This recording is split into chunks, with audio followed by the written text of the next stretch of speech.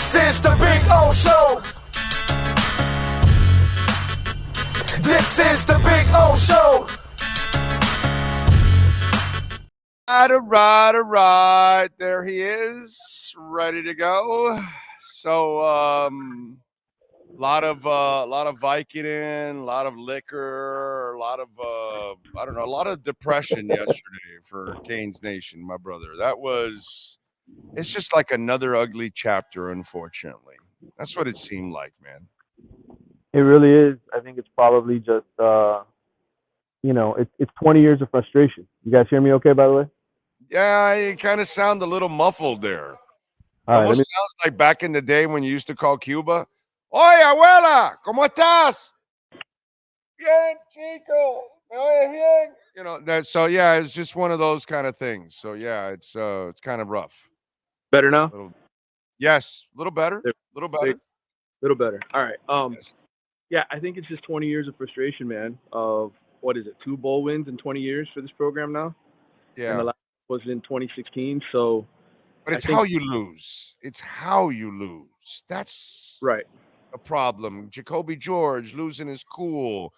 Your team getting run all over. It doesn't really look like you're prepared. Right. Hell, dude, in the last drive, you lost the game already, my man. You the drive before, you threw the ball downfield. Yeah. You weren't even aggressive in that last drive. Like, dude, who cares if it ends in interception? But man, throw it downfield.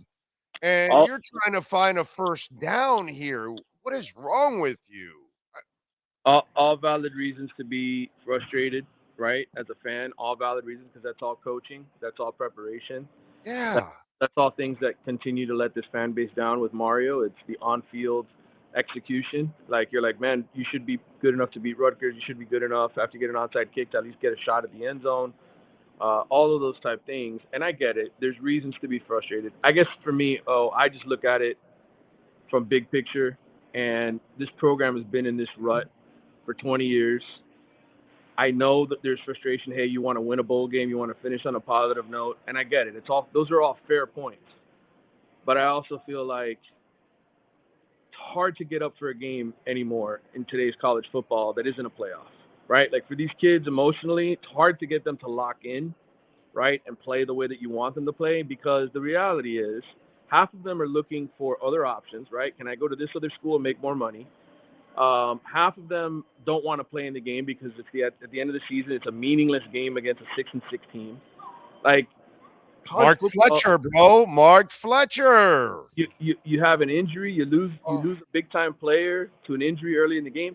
Like, I don't know, man. Like, I get it. There's plenty of reasons to be angry, but it's just like college football is so damaged in so many other ways right now that it gets in the way, I think, of what matters, and it's hard for any coach really to get their team to focus at the end of the season. For Rutgers, that's their Super Bowl. They get to finally beat Miami, right? There's plenty of motivation there for those kids. They're playing in New York in front of friends and family.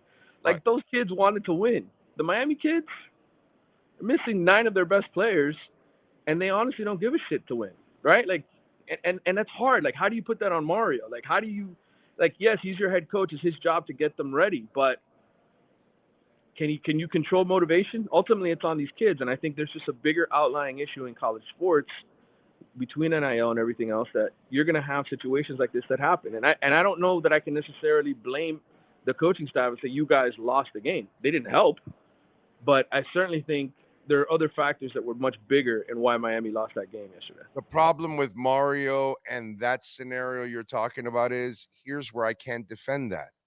I watched you against Georgia Tech, and I watched you against Middle Tennessee State, and I watched you against several other teams this year and last year. Underachieved, poorly coached, not play well, unprepared, stupid penalties. The stupid penalties we saw yesterday, we have watched throughout the regular season. The undisciplined stuff, we've watched it throughout the regular season. The bad play, we've watched it throughout.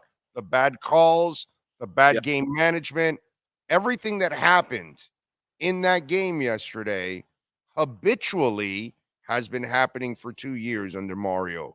And that's where I can't excuse it. Can't argue with you. I can't argue with you. You're right. You're right, and the fan base is right. But I feel like, unfortunately, so much of this sport now is, and we've seen this with other Miami coaches, right? Like, I think that it's a culture situation where you lose a couple games and you lose the team.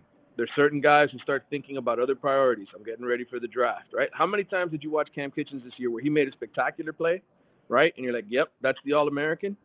And then 5 minutes later, he completely blows a coverage going for an interception and they give up a touchdown. Right. Right?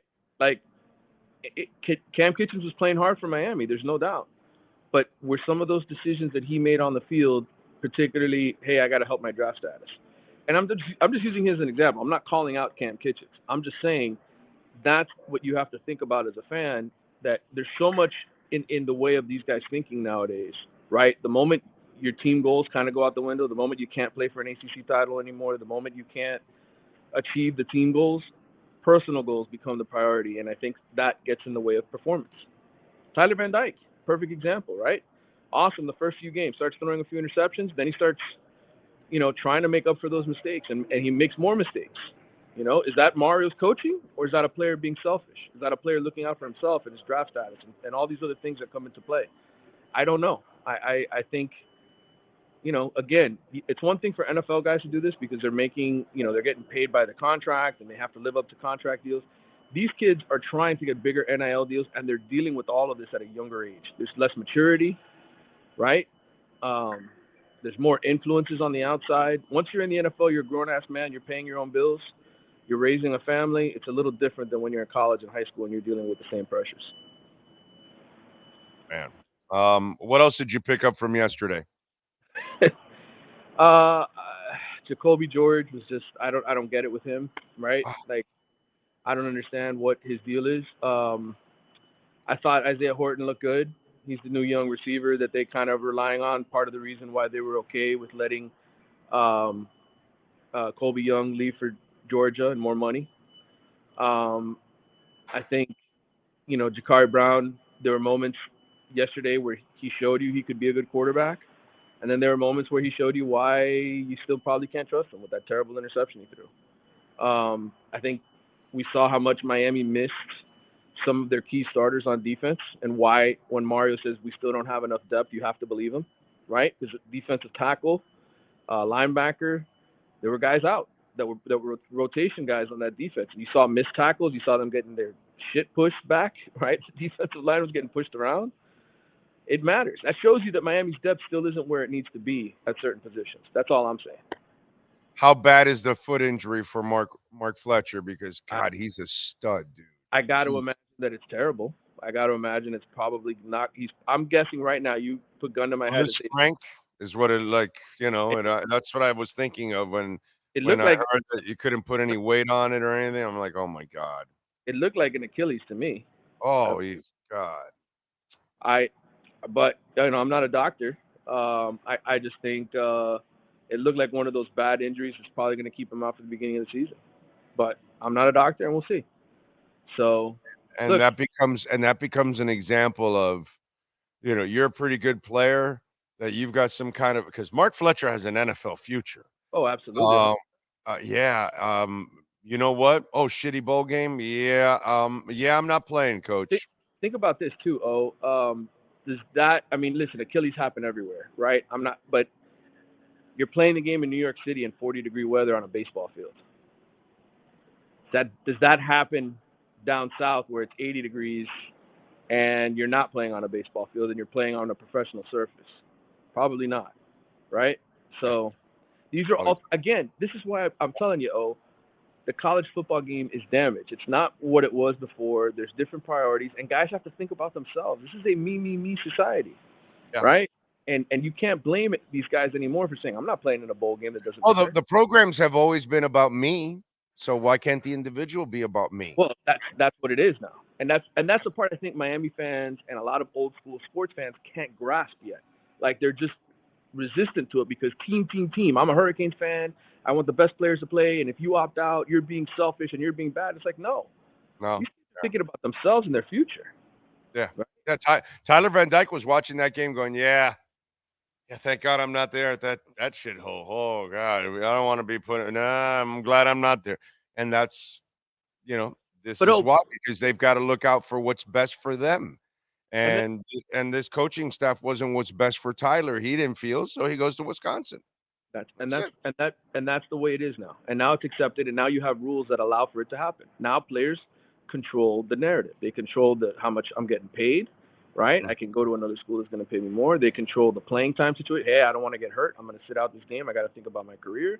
And then now you open the door even more with the fact that there's no more sitting out for one-time transfers. Like you can transfer multiple times and not sit out. So now it's really the Wild West. So you tell me, how hard of a job does that make it for Mario Cristobal and the other coaches in college football to really get a grasp of this thing? Oh no, I know it's not easy, but my brother, everybody else has got to play the game. So you better figure it out, and you better get it done, and you better know when to take a knee. Oh yeah, that's the part of it that kills you. Is hey, if you would just take care of the other stuff, then you wouldn't be 7-6, and you wouldn't have the fan base screaming as much as they are. But the Oh, fact that but you let those other oh, mistakes happen, that falls on you. Agreed. did you see ESPN made a commercial about that? They did, yeah. I mean, that's embarrassing. Listen, Okay, man, that commercial is an embarrassment to Mario Cristobal and the Canes right there. That the only they're literally three guys are talking about the game last night, and they didn't mention the teams or anything, but you knew exactly what they were talking about. They mentioned the knee and all that, and then the other guy goes, "Hey, I hit the over," because obviously after the score, it took it to the over and all that. So it was just, oh my God! Now you're the butt of a joke on a commercial, dude. I mean, that's just, come on. the one thing I will say is ultimately you look at the 4 college football playoff teams this year, and look, it's going to go to 12, and it's going to get watered down next year. But the teams that compete for championships, there's one common thread. Oh, they have the most talent. Michigan is super talented. Washington is super talented. Alabama is super talented. And that's what it takes. And I know Miami fans think, oh, we've been ranked this and this in the recruiting rankings. Dude, if you're not putting top 5 classes together, you're not really in it. And Mario finally got a top 5 recruiting class this year. So to me, you sit back, you say 7-6. That's not good enough. You're right, but I'll take the players, and I'll take the future for now over an 8-4, 9-3 season and having a 20th ranked recruiting class, because we've been there before. We've been there with other coaches at my. So that's the change. The change is the level of talent coming in. All right, one more thing, because I'm sure you're following up with everything going on, and it looks like it's something that's insurmountable and almost impossible to overcome. Florida State will not be able to get out of this whole mess, right? There are no loopholes. I've said this many times. If you don't have somewhere to go, what are you doing? Okay. If you're not going to the Big Ten, what are you doing? Okay. This is the best deal. You know that show, the one with Howie Mandel, Deal or No Oh, Deal? the deal or no deal. Yes. At Yes. some point, somebody at Florida State has to realize this is the best deal we're going to get, and just Right. live with it and try to survive. I get the desperation. I get the frustration on their fans' part. There's plenty of reasons to be mad. But unless the Big Ten tells you we're going to invite you to the club and let you in with Ohio State and Michigan and everybody else, where are you going? What are you doing? You're pounding your feet in anger, and you're just trying to placate the fan base. That's Right. my opinion. They have no leverage, in other words. Right. Okay. Right. Yeah. Okay. All right. Sounds good. Yeah, and it's not like the SEC is going to say, "Hey, we'll loan you a couple hundred so you can come on over." Yeah. You're not that sexy. The SEC So yeah, doesn't need them. They got Florida. right. Yeah. Right. They don't need them. Yeah. I got you. Yeah. Okay. All right. What do you All got right. going on in the athletics so folks can check you out? Come check out where I'm at the Under Armour All-American Game Media Day event here. I'm doing one of my recruiting confidentials, talking to recruits and players. So, come check it out. We're going to have that. Grace Rayner and I are here. All these kids are going to be going to college soon, enrolling at campus here in January. So we'll have some reports from that and more college football coverage as the bowl season, playoff, all that stuff comes out. All right, good stuff. And follow him on Twitter at Manny_Navarro. Manny, safe travels. Have a great weekend, my friend. Happy New Year. We will talk in the new year. All right, Thank brother. You too. Take care. There you go. Manny Navarro with our Caneswear Miami Hurricanes report. Remember, use our code BIGO10. I'm actually going to Caneswear right after this. I'm going to go pick up some prizes to give away at walk-ons, and then I'm going to buy something for myself. I don't know what I'm going to buy, but I know I will get in trouble when I go there, and I will buy something. I don't know. Maybe there's a new dolphin hat that I don't have that has, you know, the real logo on it. You never know. But use our code BIGO10. If you go there personally, you'll get 10% off. Or if you're ordering online anywhere in the country and you go to caneswear.com, you order online, use our code BIGO10, you'll get 10% off. And remember, when you order online, if you go over $99, you will get free shipping. So free shipping over $99, and then you can put my code BIGO10 and get 10% off at caneswear.com.